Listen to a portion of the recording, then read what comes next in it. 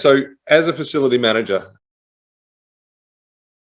what can you do to help the vendor partners with operations? What if you were giving advice to the listeners today that are part of the summit, what can you do? What can they expect from someone where you used to sit to make their life a lot easier?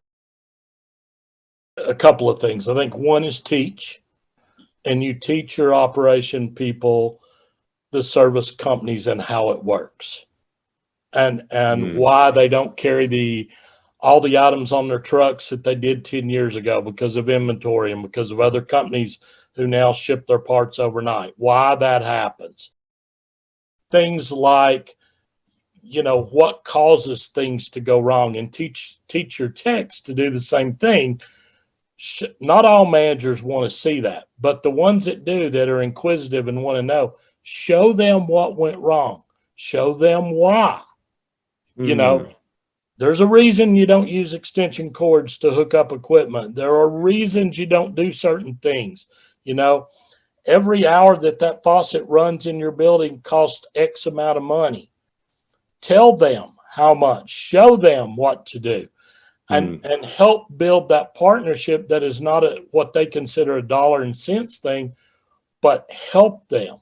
And then the other thing that you can do for your vendor as a facility manager is, this is the hardest part, defend them when they're right.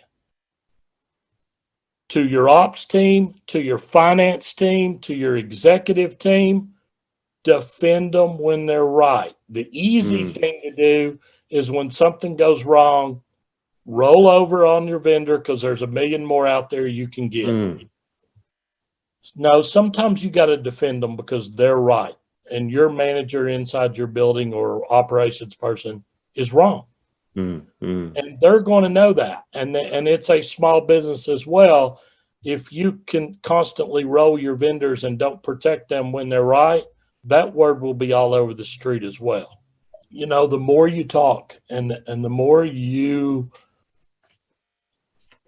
try to learn, what does the tech go through on a job with the managers, and different managers. There are some that are very easy to work with, and there are some that are frankly not at all, and how do you find the right person that can handle both of them? And how do you break through that guy that always believes when you walk through the door, well, here they come again, they're going to rip me off. How do you dispel that, and how do you work at it to try to see? And that's a teaching and education piece. I always used it at Ruby Tuesday going, listen, I own the budget. Don't you think that instead of 35 million, if I could deliver all the repairs and maintenance for Ruby Tuesday at 33 million, I would do that? Don't you think I would? I'd be a hero. I'd get promoted, probably get a big office, everything. That's not reality, though. I can't, because if I deliver it $2 million under the budget, I'm cheating some restaurants. And they're not going to get the value of service they need. And that's not right, So, again, it's just working and teaching and talking, and then, like I said, defending the vendor when they're right, because sometimes they are right. Many times they're right, and the story you hear from the restaurant might have a little truth to it, but it'll have a lot of fluff, and you gotta listen to both sides, and then kind of make a determination based on what you knew. I'll tell you a 1-minute story. When I worked for Ruby Tuesday, we had some new people that joined our board years ago.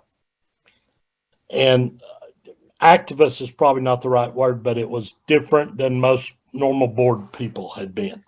And their interest was to try to change the company. And one of the things they brought in was a third-party company. They look over all your business and they give you tons of ways to save a whole lot of money. And in mine, it was, your facility budget is 35 million. We're going to do exactly the same work for 30 million. Guaranteed. Okay. Well, when I'm asked, no way. Because here's the deal. I'm a lifelong Ruby Tuesday person.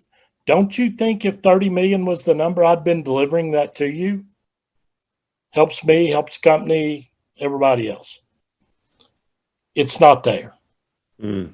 But okay. Well, they're going to do it. Okay.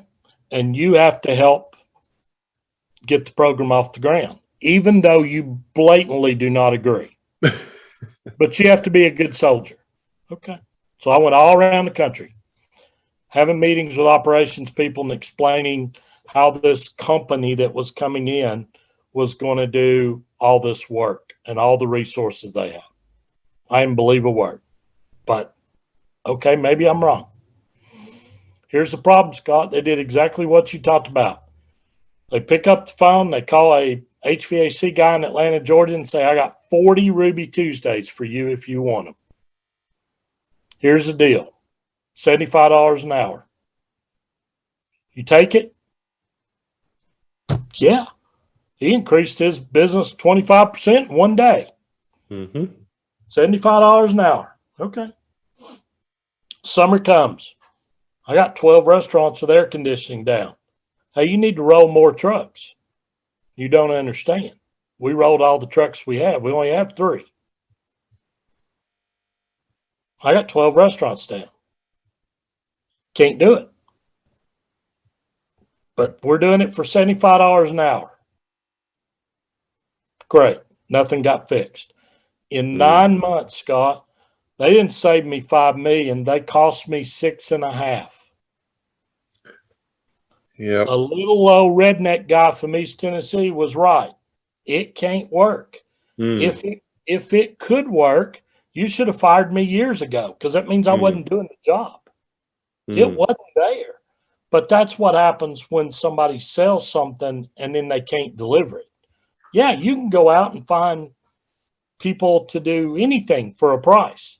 But are they going to deliver what you've been getting? Odds are they're not.